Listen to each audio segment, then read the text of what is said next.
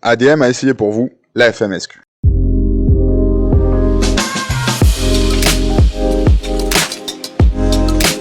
La FMSQ est une association à but non lucratif qui existe depuis plus de 50 ans. Tous ses membres sont d'abord et avant tout des passionnés de sport motorisé. Que tu roules sur 2 ou 4 roues, tu trouveras une catégorie pour ton âge et ton niveau. L'ambiance y est tout d'abord familiale. Les coureurs ont de 6 à 77 ans. Toute la famille peut donc participer. D'ailleurs, les femmes ne sont pas en reste. C'est la série de courses où elles sont le plus présentes au Canada. Tu es attiré par la compétition, mais tu penses que tu n'as pas le niveau? ADM te prouve le contraire. Que tu sois débutant, amateur ou même pro, il y a une catégorie pour toi.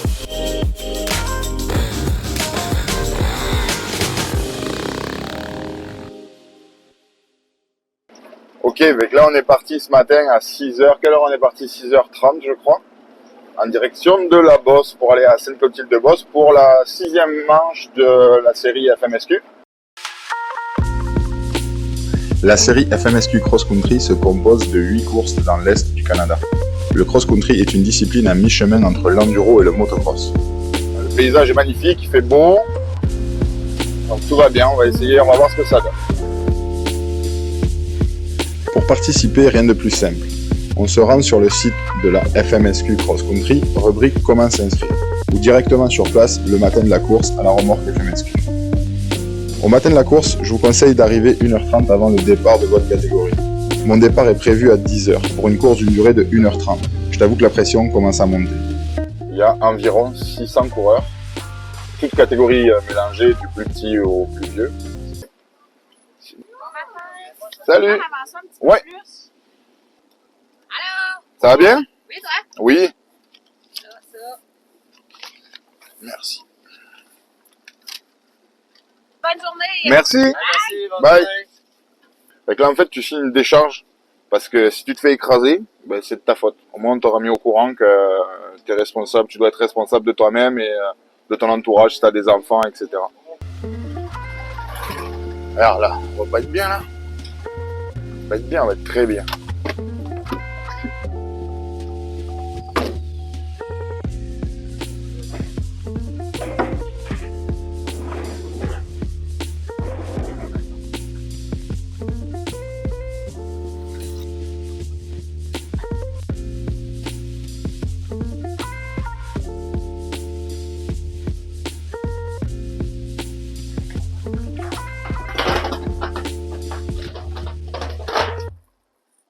Fait que là, ce qu'on doit faire, on vient d'arriver, on a déchargé les motos, monter notre tente.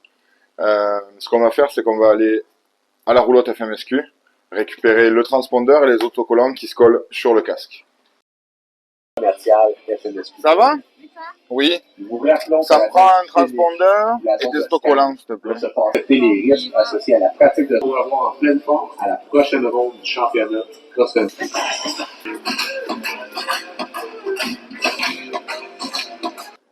Si jamais t'as quelqu'un qui s'est pas inscrit, qui a pas pu s'inscrire sur internet, il vient le faire ici? Ouais. Voilà. Merci, bonne journée. On va se mettre comme ça là.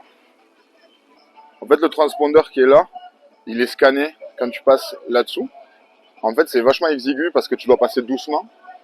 Et après, donc à chaque passage, ça te prend ton temps. Et après, ce qui est vraiment cool, c'est qu'il y a un écran qui est juste ici là, qui te donne le temps restant de course et ta position. Fait que t'as même pas besoin d'avoir quelqu'un qui vienne te panoter. T'as ta position qui est là avec le temps restant de course et le temps passé. Fait que là, on vient de récupérer notre transpondeur qu'on a collé sous le casque, nos autocollants pour le casque. Fait que maintenant, on va devoir s'équiper. Fait que pour t'équiper, qu'est-ce que ça va te prendre? Ça va te prendre un casque, un bon casque, avec un système de fermeture avec 2 boucles, comme cela, pas des fermetures à clip. Je sais pas si c'est interdit, mais je le conseille pas. Moi, je vous conseille de prendre un casque qui se ferme avec 2 boucles comme celui-là. Ça va vous prendre, évidemment, un pantalon de motocross, ça peut être un pantalon d'enduro, c'est à peu près les mêmes, c'est juste que souvent les pantalons d'enduro ont des poches, puis sont plus chauds. Fait qu'on remercie Lit et Kimpex pour nous avoir passé ce kit-là. Ça va te prendre un maillot. Là, il fait encore chaud, fait que je l'ai pris le plus aéré possible, on voit à travers. L'été, plus on y voit à travers, mieux c'est. Faut que l'air puisse passer. En dessous de ça, ça va vous prendre une paire de pads pour les genoux. Peu importe la marque, le prix, l'important c'est d'en avoir. Évidemment, si vous avez des problèmes aux genoux, moi je vous conseille de prendre des pads qu'on appelait des orthèses, c'est-à-dire c'est des pads qui vous tiennent vraiment l'articulation en plus de vous protéger le genou avec des coques. C'est vraiment, ça tient, ça vous empêche votre genou de tourner en cas de chute ou si vous preniez votre pied dans une ornière, quelque chose comme ça. Une paire de bas pour être confortable, une paire de gants, super important. Qu'ils soient pas padés, c'est pas un problème, c'est surtout par rapport aux ampoules qu'on met des gants en fait. Ça vous prend aussi un plastron, ça vous prend des bottes noir et rouge.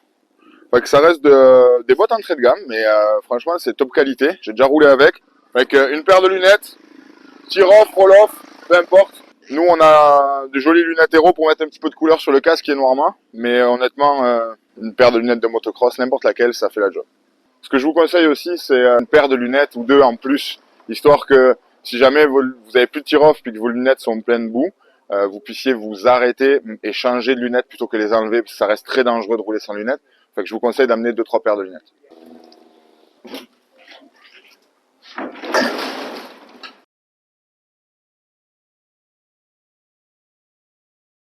Donc qu'est-ce que ça te prend comme moto pour venir faire une course de FMSQ? En fait n'importe quoi du moment que c'est une moto off-road. Je peux venir avec une moto de cross, que ce soit 4 temps ou 2 temps. Moi je vais rouler avec un 125. Benoît, qui est aussi gérant de l'entrepôt de liquidation, va rouler avec un 450 4 temps. Mais c'était une moto éducative, un 250F, que tu aies un double usage, que tu aies un enduro, n'importe quoi. Ça fonctionne. Il faut que ce soit une moto off-road. Maintenant qu'on est équipé, on va se diriger vers le contrôle où ils vont vérifier que le transpondeur qu'on a posé ce matin fonctionne. Ils vont nous mettre des autocollants sur la moto et vérifier qu'on ait les bons autocollants sur le casque. Salut!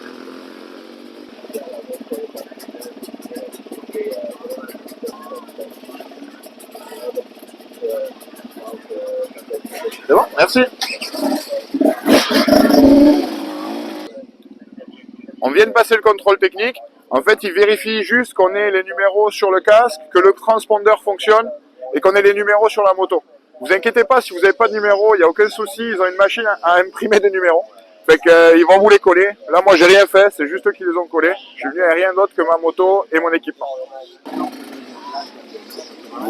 Fait que là, on est sur l'emplacement où se font les départs. Il y a plusieurs panneaux pour chaque catégorie. Fait une fois que vous avez fait votre contrôle technique, il vous suffit de venir ici, repérer la couleur qui vous correspond. C'est la même couleur que vous avez sur votre casque. Fait que moi, je roule 30 plus amateur.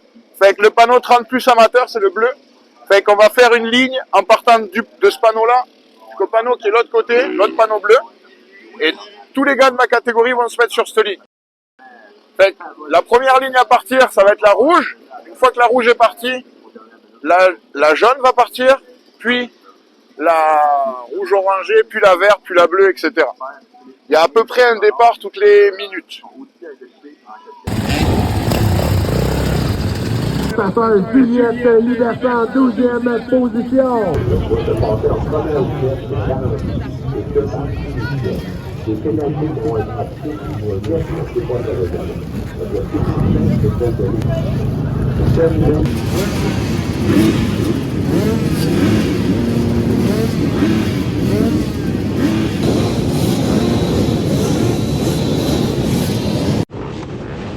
Donc là on est en attente, toutes les motos qui sont devant nous vont partir par série. Et là c'est à notre tour, donc on attend que le drapeau vert se lève.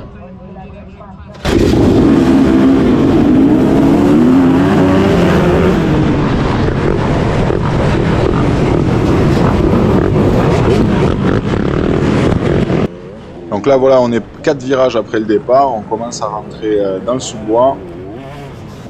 On va tourner à gauche, on a une longue ligne droite avec beaucoup de cailloux. Donc je ne sais pas trop en donner parce que je ne connais pas la piste, je ne l'ai pas marché avant, je la découvre au fur et à mesure. Là on est entre un champ de maïs et la forêt, d'une c'est super beau, et de deux ça glisse. Là je force un peu le passage. Là on rentre dans la forêt et c'est là que je m'aperçois que ça va être difficile parce que ça glisse énormément. Ce qui est vraiment cool sur ce tracé, c'est qu'on va alterner entre forêt, champs, prairies. C'est vraiment un tracé qui est... il y en a vraiment pour tous les goûts.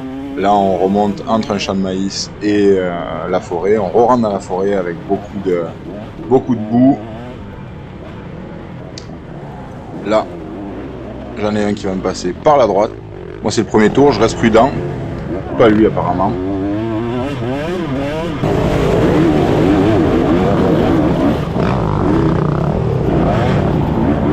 Là, ce qu'il faut penser, c'est qu'il faut garder de la vitesse, quoi.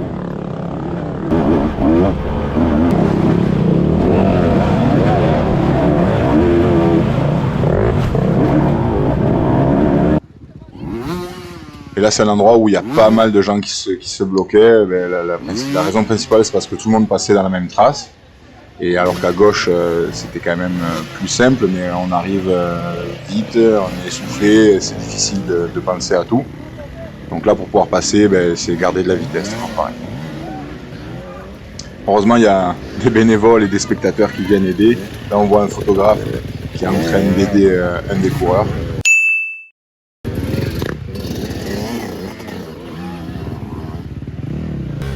Ouais, là, c'était un passage assez difficile. On voit Benoît qui arrive sur la droite de l'écran. Après cette partie difficile, on rentrait sur la partie MX. Donc une track de motocross. Vraiment cool. Les sauts étaient très bien faits, c'était pas dangereux. Vraiment plaisant à rouler. On va voir, il y a un petit double, donc là c'est le premier tour, je faisais attention aussi parce que j'avais pas repéré la piste du tout, je savais pas si c'était des plateaux ou des doubles.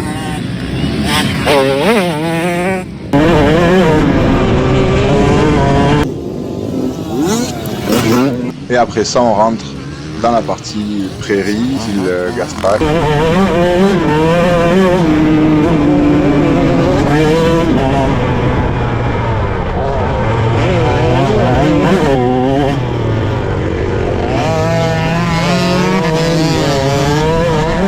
C'est sympa parce que petite bagarre avec la personne juste devant moi m'a doublé dans la partie MX et j'essaye de le repasser dans cette partie prairie rapide.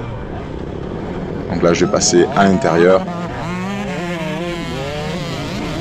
Là il y en avait une longue ligne droite où on mettait la moto à fond et ça continue comme ça jusqu'à l'arrivée.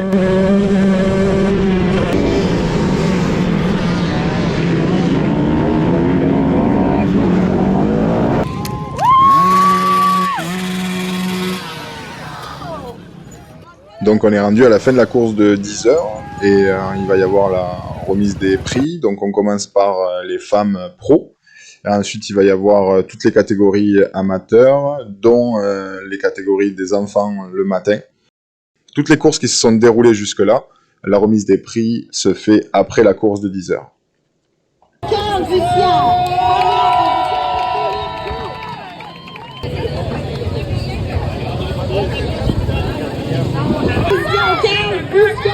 Première position, Philippe Go. On va demander le prix. Bravo les gars. La track était vraiment compliquée par endroits.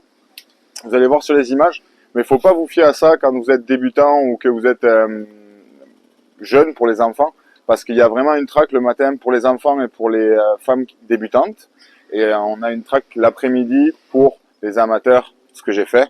Et ensuite, il y a une track pour les pros. En réalité, c'est la track amateur où ils rajoutent un morceau un peu plus compliqué encore.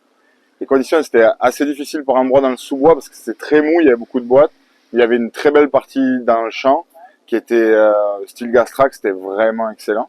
Écoute, ça s'est pas trop mal passé, on s'est régalé. Il y avait, je pense que tout le monde était content. Aussi bien des gens de 60 ans que le matin, des enfants de 8 ans. Fait que honnêtement, c'est vraiment cool.